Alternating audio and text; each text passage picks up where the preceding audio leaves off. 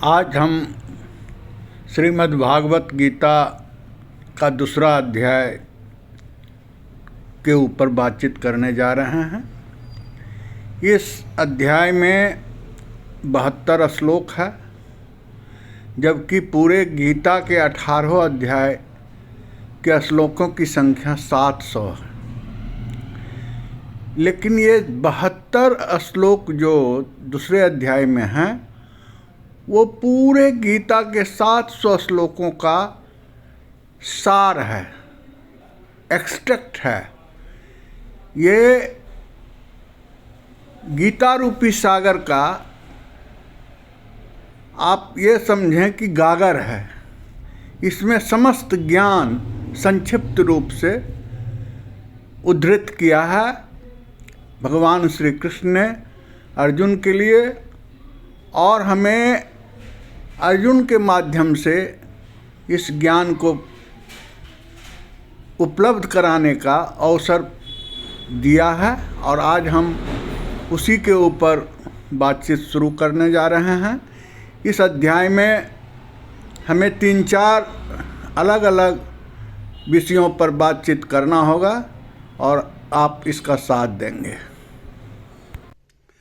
आज का विषय है आत्मा और शरीर का भेद, भिन्नता।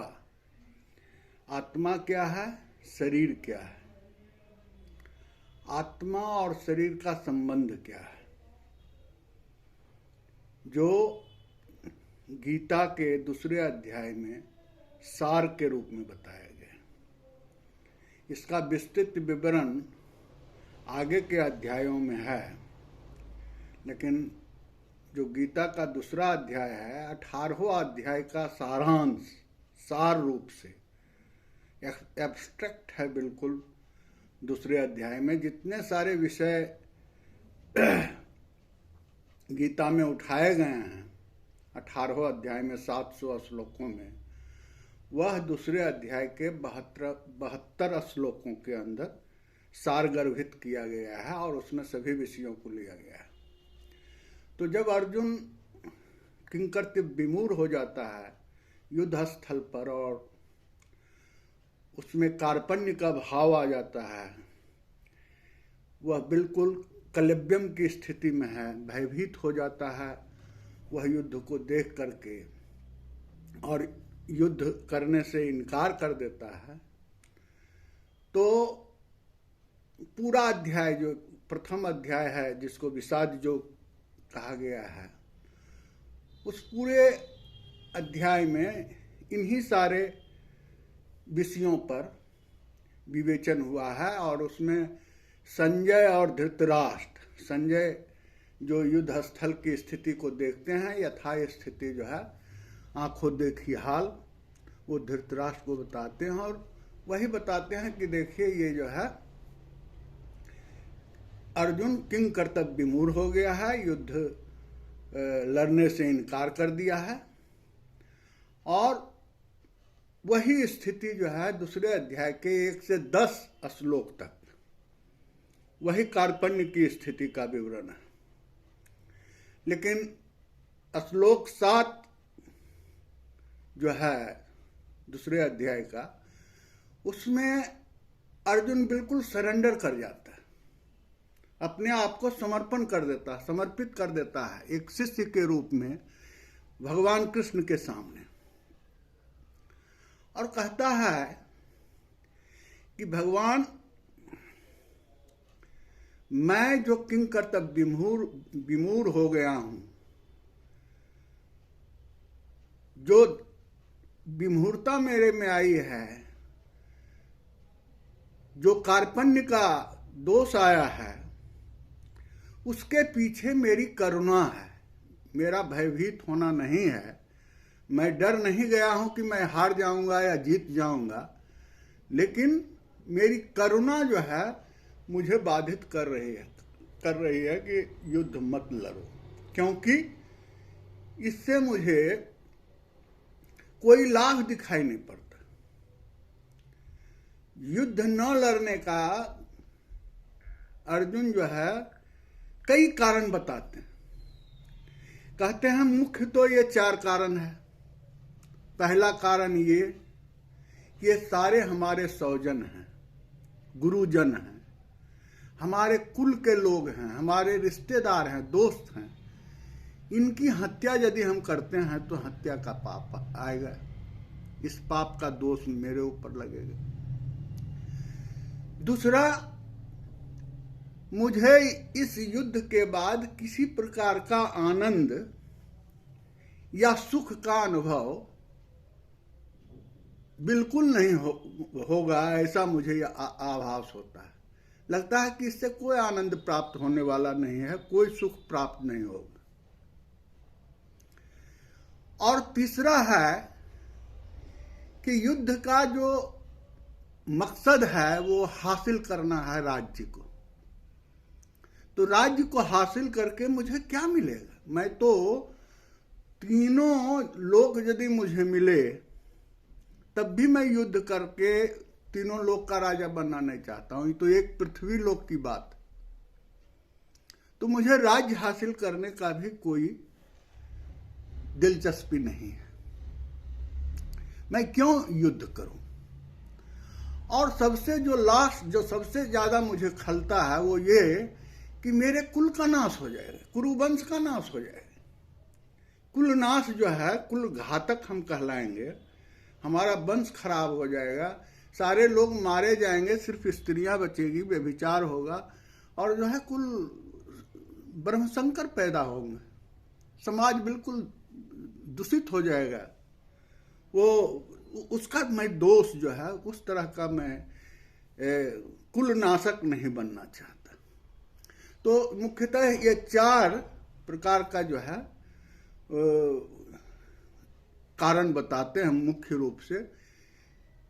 और उसके बाद कहते हैं कि ये हमारी कृतज्ञता है,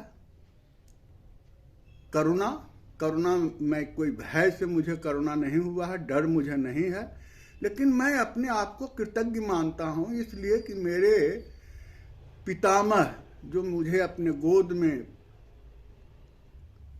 रख करके पाला है, पोसा है, खिलाया है, बड़ा किया है, उनका उपकार है मेरे ऊपर।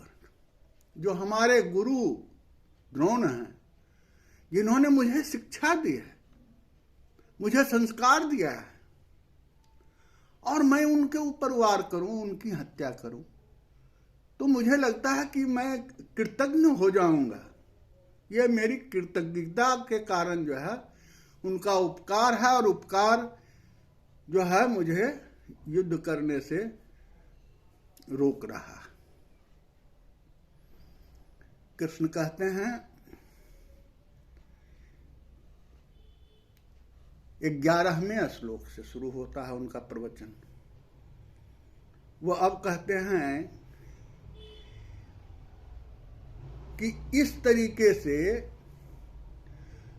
तुम उसके लिए शोक करते हो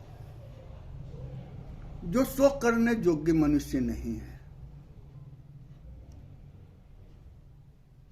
जिसके लिए शोक नहीं किया जाना चाहिए उसके लिए तुम शोक करते हो, और बात पंडितों की तरह करते हो, ज्ञानी विद्वान की तरह करते हो, पाप और पुण्य की बात करते हो। और जिसका प्राण अभी गया नहीं है, या जिसका प्राण चला गया भी हो, तो उसके लिए जो पंडित होता है, जो ज्ञानी होता है, जो प्रज्ञावादी है, उसको किस बात का अफसोस होगा? तुम इसके लिए अफसोस क्यों करते हो? किसी का जीना और किसी का मरना उसके शरीर से तुम समझ रहे हो। शरीर मरता है, उसकी आत्मा थोड़े मरेगी। तुम शरीर के मरने को ही मरना समझते हो, तो ये तो कोई प्रज्ञा की बात नहीं हुई, ये तो कोई ज्ञान का बात नहीं हुआ। तुम यदि इतना पाप पुण्य धर्म की बात करते हो, कृतज्ञता की बात करते हो, करुणा की बात करते हो, तो तुम अपना स्वधर्म का भी तो बात करो। तुम कैसे किसी की हत्या कर सकते हो? कैसे तुम किसी को मार सकते हो? मारना और जिंदा करना क्या तेरे बस की बात है?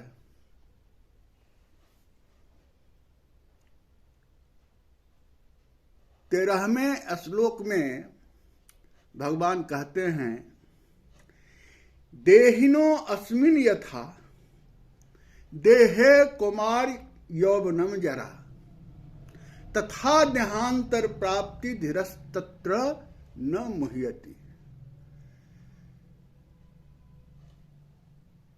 जीवात्मा जो है अपना देह जिस तरह से परिवर्तन करते रहता है, पहले बालकपन होता है, फिर जवानी होती है, फिर वृद्धावस्था होती है,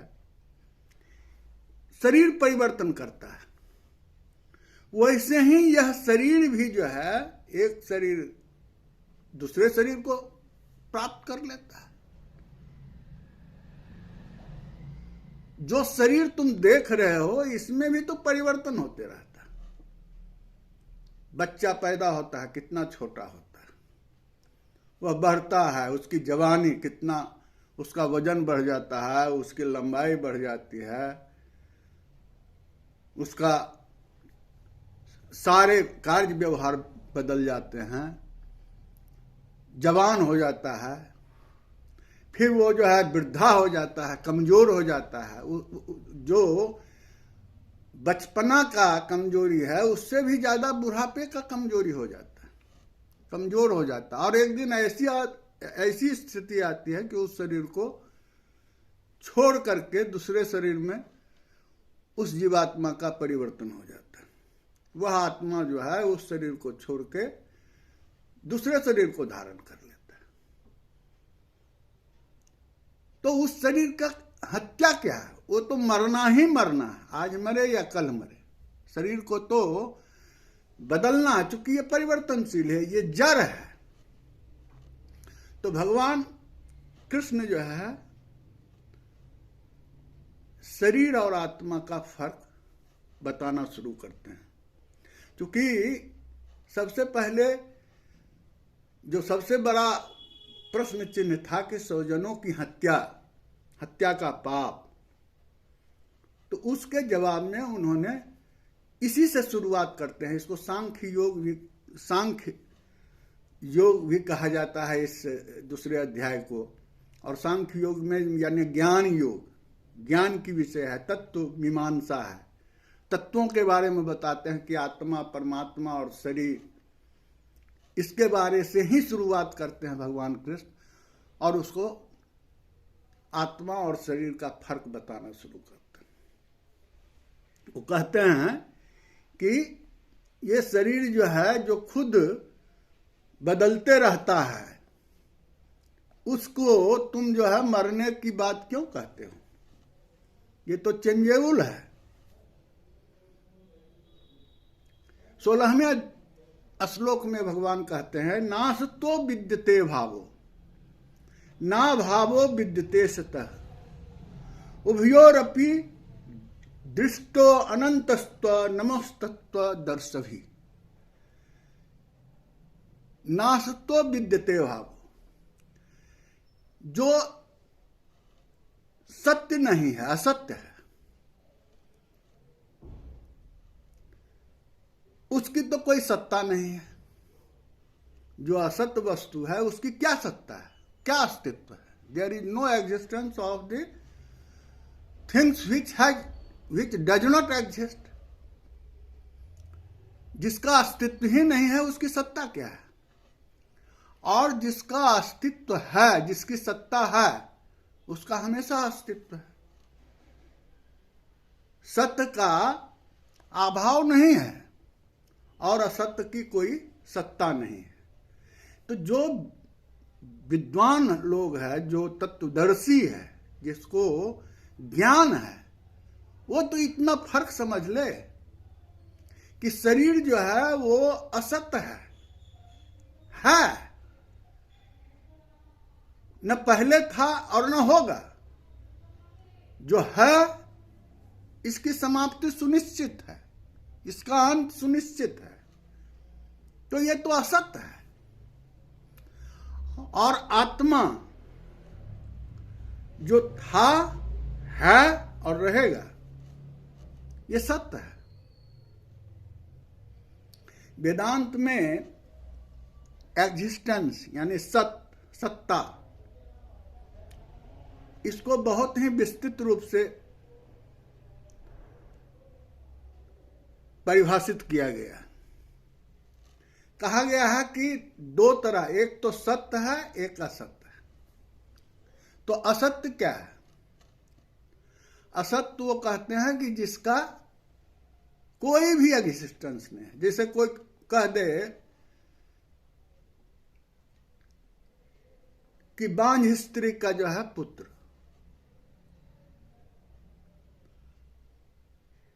तो बांझ स्त्री जब बांझ हो गई, जिसको कुछ पैदा ही नहीं हुआ, उसका पुत्र कहां से होगा?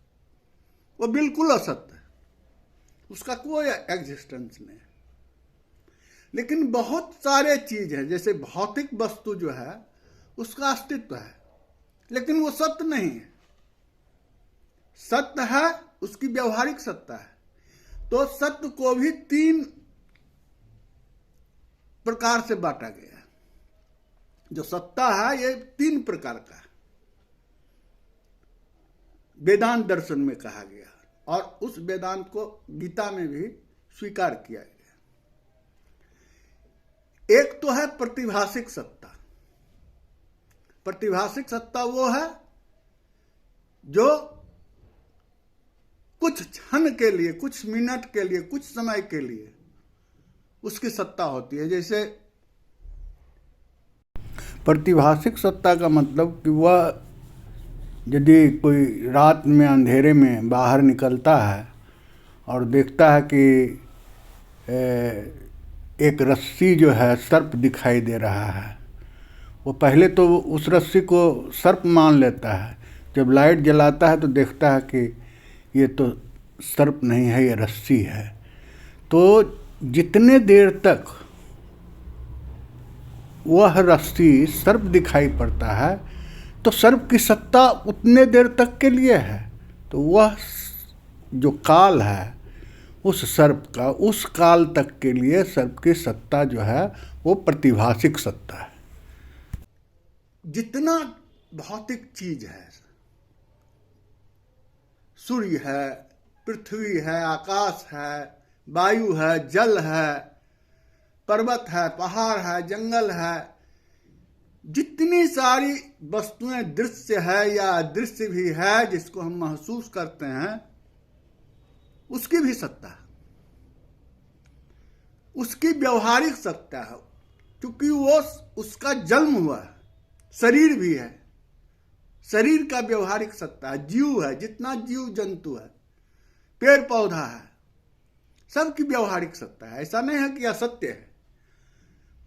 गीता में शरीर को बिल्कुल असत्य या बिल्कुल बेकार नहीं कहा गया है, लेकिन जब तक इस शरीर की सत्ता है तब तक इसकी व्यवहारिक सत्ता है। लेकिन यह सत्य नहीं है,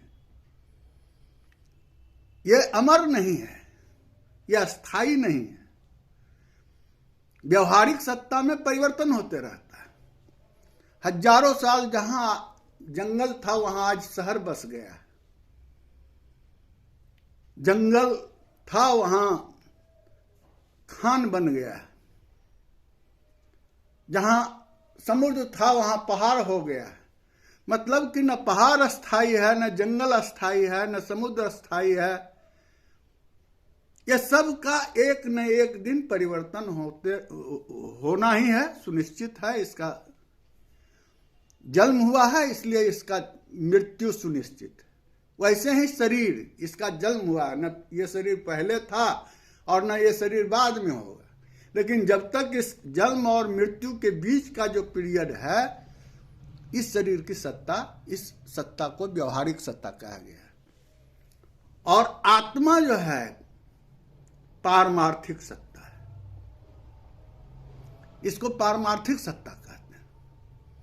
पारमार्थिक सत्ता वो जिसका न जन्म होता है, न मृत्यु होती है, न परिवर्तन होता है। जैसा था वैसा है, ऐसा ही रहेगा।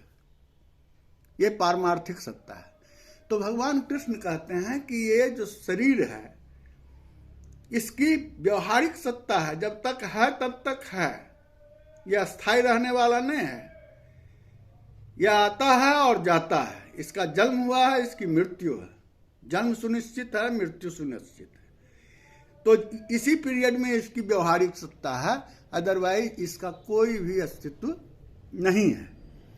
तो वही कहते हैं 16वें श्लोक में कि नासतो विद्यते भावो न भावो विद्यते सतः। जिस चीज का कोई सत्ता नहीं है उसका अस्तित्व नहीं है, और जिसका सत्ता है उसका कोई अभाव नहीं है। वो न कभी जाने वाला है और न जाएगा। तो आत्मा, मरने की जो आत्मा है, इसको तुम कैसे मार सकते हो? ये तो अस्थाई है। और शरीर जो है वो परिवर्तनशील है, जन्म लेता है, जवानी आती है, बुढ़ापा होता है, मृत्यु हो जाती है, समाप्त हो जाता है। और जो शरीर है इसकी तीन कैटेगरी कहा गया है। एक तो स्थूल शरीर है, हाड़ मांस का ये हमारा शरीर जो है, और एक सूक्ष्म शरीर है, 17 तत्वों का सूक्ष्म शरीर है। हाड़ मांस का शरीर तो ये पंच महाभूत है, क्षिति जल पावक गगन समीरा, पंच तत्व यह रचित शरीर है, जो पृथ्वी है, जल है, आकाश है, वायु है, अग्नि है, इस पांचों को मिला करके ये बना है। हाड़ मांस खून, ये सारा कुछ जो है ये स्थूल शरीर है। और 17 प्रकार का सूक्ष्म शरीर है। 5 ज्ञान इंद्रियां हैं, आंख नाक कान ये सब। 5 जो है प्राण है, 5 तन्मात्रा है, और मन है, बुद्धि है। ये 17 तत्वों को मिला करके ये सूक्ष्म शरीर है। इसकी भी मृत्यु होना है। जब शरीर की मृत्यु होगी तो सूक्ष्म शरीर का भी मृत्यु हो जाएगा। और तीसरा है कारण शरीर। कारण शरीर वो है कि जो अहंकार है इस शरीर के अंदर, क्योंकि ये प्रकृति से बनी है, सात्विक अहंकार और तामसिक अहंकार से ये पूरा शरीर निर्मित है, और राजसिक अहंकार इसको चलाने वाला है, इसके परिवर्तन का कारण बना हुआ है। तो ये तीनों अहंकार के कारण बना है। तो ये अहंकार आत्मा को ही अहंकार के रूप में समझता है। ये शरीर आत्मा को भी समझता है कि हम ही हैं। अज्ञानता के कारण जो है आत्मा को स्वयं मान लेता है अहंकार, और वही अज्ञानता जो है हमें जीवन मरण के चक्कर में डालता है। तो कृष्ण कहते हैं कि ये जो शरीर है ये तीनों नाशवान है, इसका नाश होगा, इसकी सत्ता समाप्त होगी। और आत्मा जो है वो नाश होने वाला नहीं है। भगवान 20वें श्लोक में कहते हैं, न जायते म्रियते वा कदाचिन्नाय भूत्वा भविता वा न भूय अजो नित्य शाश्वस्य पुराना न हन्यते हन्यमाने शरीर। यह आत्मा किसी काल में न तो जन्मता है और न मरता ही है, क्योंकि यह आत्मा अजन्मा है, नित्य है, सनातन है और पुरातन है। इसलिए इसके लिए शोक क्या करना। तो ये बिल्कुल स्पष्ट है कि आत्मा अमर है, इसका जो है नाश नहीं होता है, ये जन्म मरण के चक्कर में नहीं पड़ता है, और यह अमर है,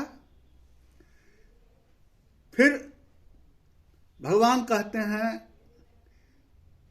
कि जैसे शरीर बदल जाता है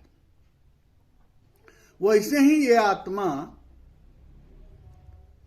वासांसि जीर्णानि 22वें श्लोक में कहा गया है दूसरे अध्याय के, वासांसि जीर्णानि यथा विहाय नवानि गृह्णाति नरोपराणि तथा शरीरानि विहाय जीर्णा नन्यानि संजाति नवानि देहि। जैसे मनुष्य पुराने वस्त्रों को हटा करके नया वस्त्र पहन लेता है, उसी तरीके से ये जीवात्मा जो है पुराने शरीर को छोड़ करके फिर नए शरीर को धारण कर लेता है। यानी जीवात्मा के लिए शरीर उसी तरह का है जिस तरह का शरीर के लिए उसका वस्त्र है, वस्त्र की तरह बदलता है। यदि हम मान लें कि ये आत्मा ही चेंज करता है शरीर को, तो उसी तरह से जैसे शरीर वस्त्र को बदलता है। लेकिन जो आत्मा है वो कभी मरता नहीं है। भगवान कहते हैं 23वें श्लोक में, नैनम छिदन्ति शस्त्राणि नैनन दहते पावकः न चैनम कलोदन्त्यापि न शोष्यति मारुतः। यह जो आत्मा है इसको कोई शस्त्र काट नहीं सकता, अकाट्य। इसे कोई जला नहीं सकता, इसके लिए कोई आग नहीं बनी है जो आत्मा को जला दे, और न कोई जल इसको भिंगा सकता है, और न हवा इसको सुखा सकता है। शरीर तो कट भी जाता है, जल भी जाता है, गीला भी हो जाता है, और इसको सुखाया भी जा सकता है। लेकिन आत्मा जो है ये किसी शस्त्र से काटा नहीं जा सकता, जलाया नहीं जा सकता, सुखाया और गीला नहीं किया जा सकता। फिर 24वें श्लोक में कहते हैं कि अच्छोद्यो अयम अदाह्यो अयम अक्लेद्यो अयम एव च नित्यः सर्वगतः स्थानो चलोयम सनातन। क्योंकि यह आत्मा अछेद्य है, यह आत्मा अद्याय है, अक्लेद्य है और निसंदेह है। यह नित्य सर्वव्यापी अचल स्थिर रहने वाला और सनातन है। इसी तरीके से 25वें श्लोक में कहते हैं भगवान, अव्यक्तो अयम अचिंत्यो अयम अविकार्यो अयम उच्यते तस्मादेवं विदित्वैनं नानुशोचितुर्मर्हसि। यह आत्मा अव्यक्त है, यह आत्मा अचिंतन्य है, यह आत्मा विकार रहित है। हे अर्जुन, इस आत्मा को उपयुक्त प्रकार से जानकर तू शोक करने के योग्य और उचित नहीं है।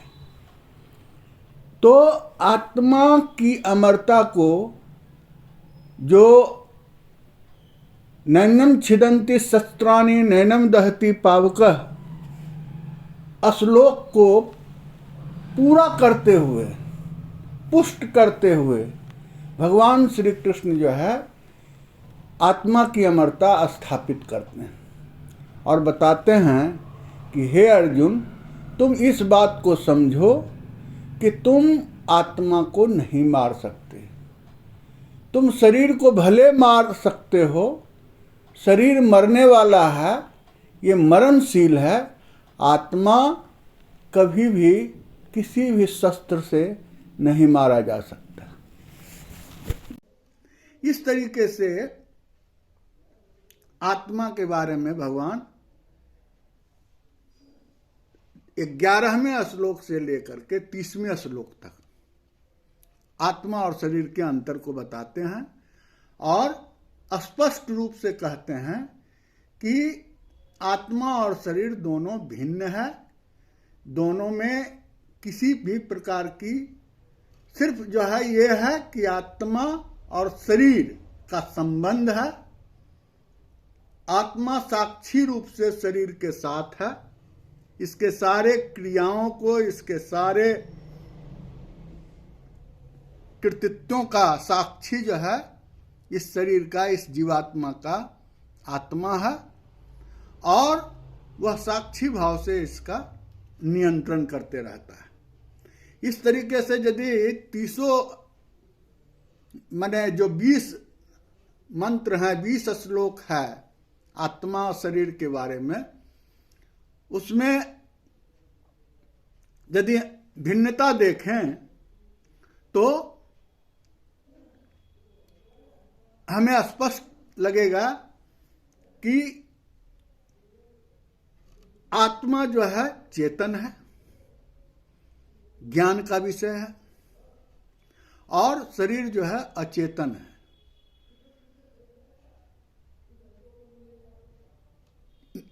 आत्मा नाश रहित है और शरीर नाशवान है। यह विकार रहित है, अविकारी है, और शरीर जो है विकारी है। यह सर्वव्यापी है, आत्मा सब जगह व्याप्त है और शरीर जो है संकुचित है। आत्मा नित्य है और शरीर अनित्य है। आत्मा सनातन है और शरीर जो है वो चलायमान है, वो परिवर्तनशील है। आत्मा पुरातन है और शरीर नूतन है, आता है जाता है, नया जन्म लेता है, फिर मरता है। आत्मा अप्रमेय है और ये प्रमेय है। इसका कोई सिद्धांत हो सकता है शरीर का, आत्मा जो है सिद्धांत से परे है, इसको परिभाषित नहीं किया जा सकता। यह अचिंतनीय है और शरीर के बारे में हम विश्लेषण करते रहते हैं। यह अव्यय है, आत्मा का जो है व्यय नहीं हो सकता है, जबकि शरीर जो है वो हमेशा इस घटते बढ़ते रहता है। जवानी से बुढ़ापा, बुढ़ापे से फिर मृत्यु, मृत्यु के बाद फिर जन्म, जन्म के बाद फिर बचपना। तो इस तरीके से ये परिवर्तनशील है, ये अछेद्य है, इसको छेद किया नहीं जा सकता, काटा नहीं जा सकता आत्मा को, और वो काटने योग्य है। यह अद्याही है और वो तो दहनशील है। यह अक्लेद्य है, इसको माने गीला नहीं किया जा सकता, शरीर गीला हो सकता है। यह अशोच्य है और वो उसको जो है सुखाया जा सकता है शरीर को। ये अजन्मा है और शरीर जो है जन्म लेते रहता है, मरते रहता है। यह अचल है और वो चलायमान है। यह अव्यक्त है और शरीर व्यक्त है। यह अप्रकट है और शरीर प्रकट है। इसका जो है पारमार्थिक सत्ता है आत्मा का, और शरीर का सिर्फ व्यवहारिक सत्ता है। तो इस तरीके से आत्मा और शरीर का अंतर इन्होंने बताया है। और कहते हैं कृष्ण कि अर्जुन, तुम यदि मारोगे तो इस शरीर को मारोगे, आत्मा को तुम नहीं मार सकते। और जब तुम आत्मा को मार ही नहीं सकते तो मारने का पाप क्या लगेगा? तो एक तो बताते हैं कि तुम हत्या नहीं कर सकते, करने जा रहे हो, तुम हत्या की बात मत करो, और वो भी इस समय जब युद्ध स्तर में तुम दोनों सेनाओं के बीच हो। 10-15 साल से तो तुम्हारी कटुता थी, आपस का लड़ाई चल रहा था, और फिर इस परिणाम पर पहुंचा कि दोनों सेना युद्ध के लिए खड़े हो और तुम्हारा जो स्वधर्म है, जो तुम्हारा बेसिक कर्म है, वो है युद्ध करने का। युद्ध करने के लिए यहाँ एकत्रित हुए हो और इस स्थल पर यदि तुम ज्ञान की बात करते हो तो तुम पहले ये समझ लो कि तुम किसको मार रहे हो और तुम किसको मारने वाले हो। आत्मा को तुम कदापि नहीं मार सकते और शरीर को तो मरना ही मरना है। तुम जानते हो कि ये शरीर मरने ही वाला है और इसका मरना तय है, तो फिर तुम जो है इस तरीके का क्यों हेजिटेशन करते हो। भगवान कृष्ण जो है 26वें श्लोक में कहते हैं कि मान ले कि तुम समझते हो कि यही आत्मा जन्म लिया है। ऐसा बहुत लोग मानते हैं, शरीर को और आत्मा को की भिन्नता को नहीं समझ पाते हैं। तो मान लिया कि तुम ये यदि समझते हो कि ये आत्मा ही जन्म लिया है, तो जो जन्म लिया है उसको तो मरना ही मरना है। वो 26वें श्लोक में कहते हैं अथ चैनम नित्य जातम नित्यवा मन से मृतम तथापि त्वं महाबाहो नैवम शोचितुर्मर्हसि।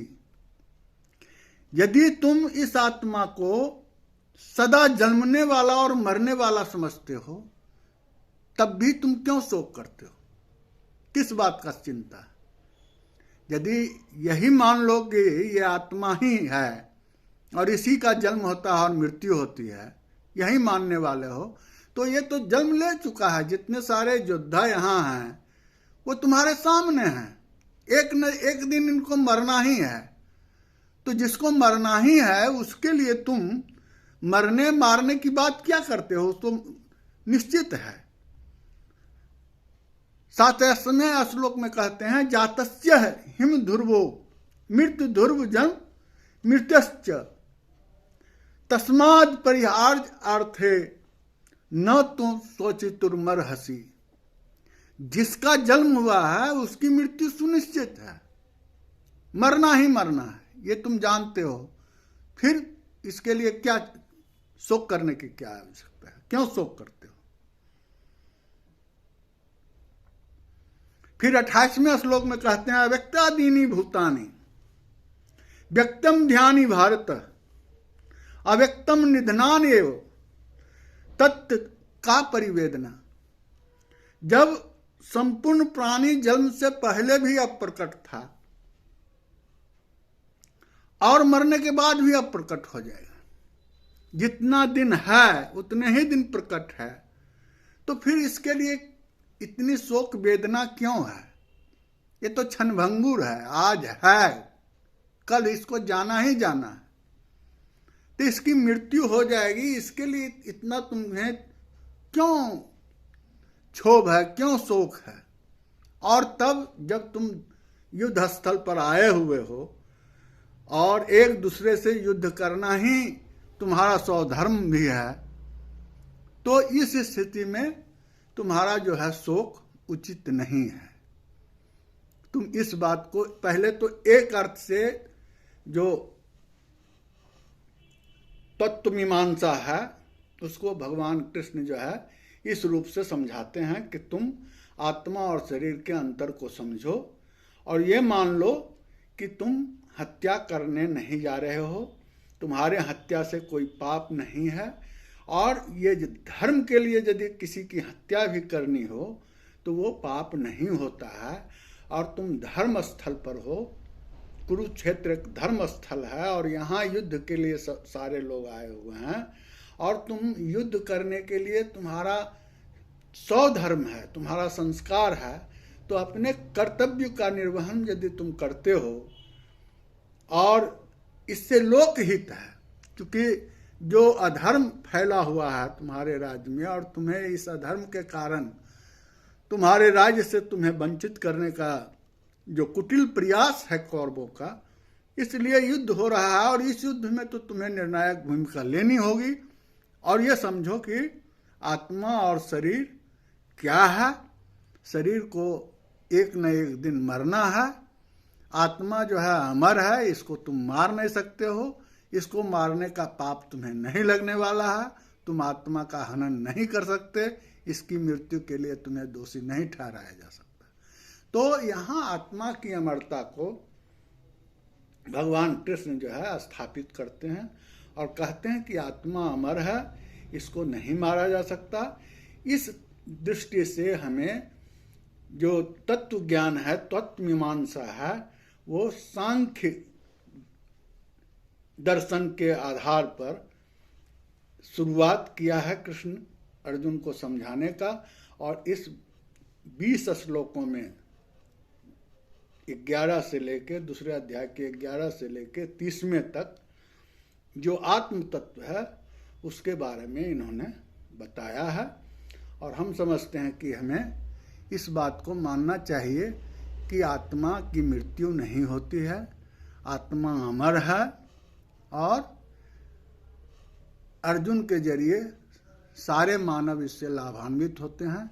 और इसको मानना हमारे सनातन धर्म और वेद पुराण गीता जो कहती है उसे मानने के लिए हम सनातन धर्मी कृतज्ञता व्यक्त करें कृष्ण का कि इन्होंने अर्जुन के माध्यम से हम सबों को इस ज्ञान का लाभ दिया है। शेष अगले